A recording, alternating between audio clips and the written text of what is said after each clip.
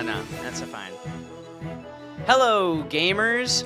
Live from Crazy Cap Studios, this is Fairy Fountain News, and I am your host, Liam, aka Reverse Mailman. Tonight's top stories: more Donkey Kong Land games and maybe Metroid Prime 2 and 3 remasters. But we can get to that later. Today, we've got a sponsor. We've got Dubby, which you can look in the description for. We've got that there, and you can use code CrazyCap for 10% off. And look at this. Look at this. We got Dubby here. We got a new flavor, Pom Blom. If we got any pomegranate fans in the chat. But you guys, you should also join our Discord. Our Discord is pretty cool, and we got some pretty cool people in there, like me and my friends. And if you want to talk to us, that is where we are. But also, we've got you guys at YouTube watching us. You viewers, love you guys. You guys make this all possible. Make sure to like, subscribe, and comment down below what you would like to talk about us next week. We would really appreciate it. And if you really love us with your heart and your soul, you could give us broke college students some money on Patreon.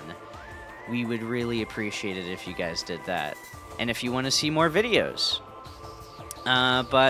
Last week, sorry, I missed last week, but I did get to hear what we were talking about last week. But if you also missed it, I'll catch you guys up. The Game Awards announced their nominees for next year, or this year. We've got in December the Game Awards. They've got Astrobot, Balatro, Black Myth Wukong, Elden Ring: Shadow of the Erd Tree, Final Fantasy VII Rebirth, and Metaphor ReFantasio on the nominees for Game of the Year.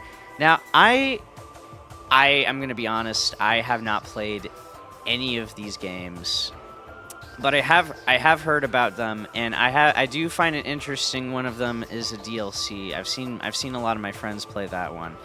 I feel like that one's probably pretty good. Like I've only heard good things about it. I am weirded out by the fact it is a DLC.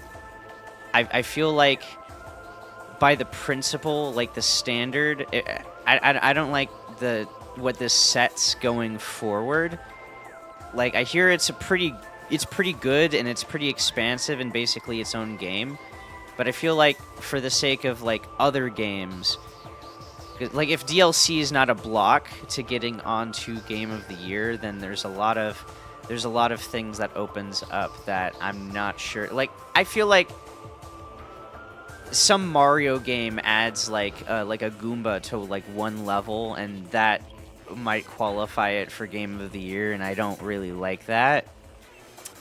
Maybe put like a different category. Maybe not like a whole Game of the Year for it, but like DLC of the Year would be pretty nice. Like I feel like it definitely deserves like some credit there. Other than that, Black Myth Wukong I'm pretty happy to see, and Balatro on there. I hear those are pretty good games. But as for other games that have released this year, which are not Game of the Year, this week Donkey Kong Land 2 has come out. And I'm a pretty big Donkey Kong fan. You know, I love to see more Donkey Kong Land, and Donkey Kong Land 2. Like, you know, that's pretty sick.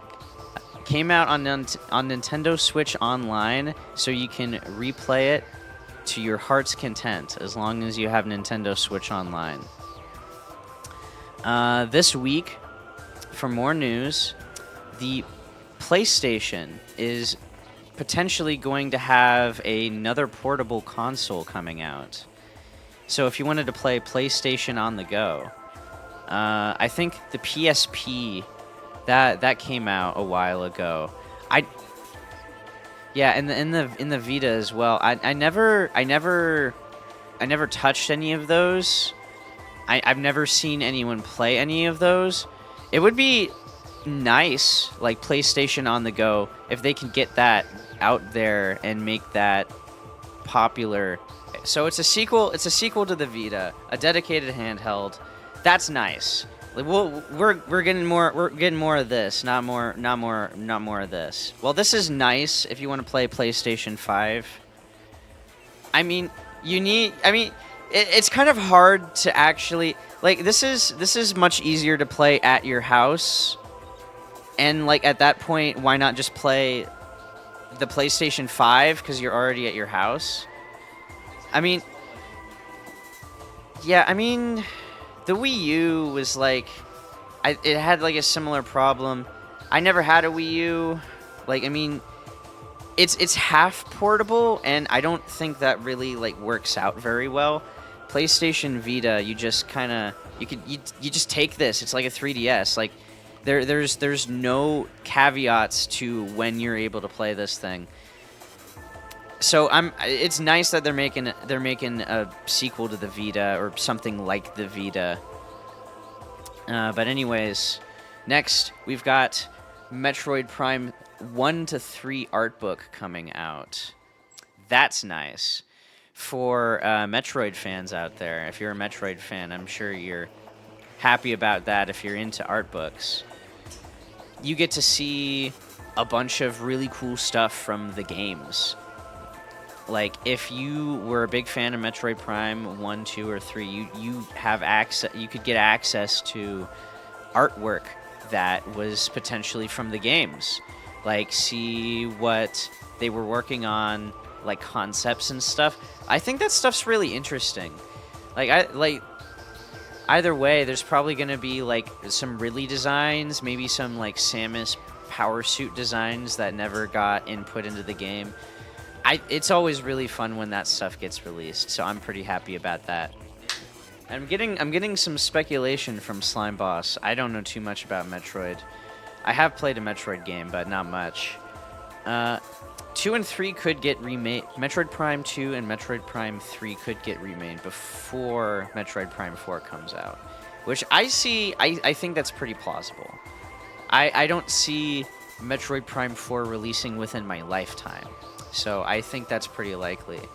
Although it is supposedly coming out, and it would be pretty nice. It would be pretty nice if it came out. I might get Metroid Prime 4 just because of how important it is.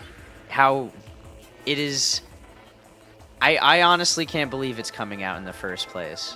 It's been speculated that it's going to eventually come out for, about 7 years now. But, something might change. Hopefully not. But next, we've got Nintendo coming out with as they're approaching PlayStation 2 sales-wise for the Nintendo Switch. They were getting real close to beating PlayStation 2, but now PlayStation 2 says, nah, 160,000. That's how much it sold. Oh, 160 million. Okay, my bad. 160 million. Yeah, no, that's that. Who knows? Hopefully Nintendo Switch can come in and sweep PlayStation 2 off their feet. I've owned both PS2 and a Switch. I think they're both good. They're both good consoles. But I feel like PlayStation 2. I just want to know what the exact number is. If they raise the number again, I swear there's something fishy going on there. I have no idea what incentive there would be to lie about how many consoles they actually sold, other than to keep the Switch from taking the record. And then, I mean, that's very unsportsmanlike. I mean, I don't know what's going on there. But Nintendo is not doing a very good job if they want to keep selling more Switches, because they have closed the eShop in China for the Switch. And I'm a little confused about that. I don't know why they would do that. I feel like there's a lot of other places you could close the eShop for first, like before China. Like that's a great market there. It actually makes a lot of not sense. It makes actually no sense at all that they're closing the eShop in China, because the Switch successor they've announced is going to be having the exact same shop, exact same games for the Switch successor. Like, they're both going to have the exact same. They're going to share it. So why that's closing in China, that makes no sense at all. China's a huge market. It feels to me like they're shooting themselves in the foot there. Like, I don't know what they're cooking up there. It's confusing. There is obviously some business decisions that happened. I'm not a businessman, so I'm not gonna say I know, or I can confidently say what they're doing is a bad idea, but it doesn't seem like a very good financial move from an outside perspective. Mine, that is. Yeah, maybe they're. I have no clue. But yeah, I have been your host, Liam, aka Reverse Mailman. This has been Fairy Fountain News, live from Crazy Cap Studios. Have a good night, and adios.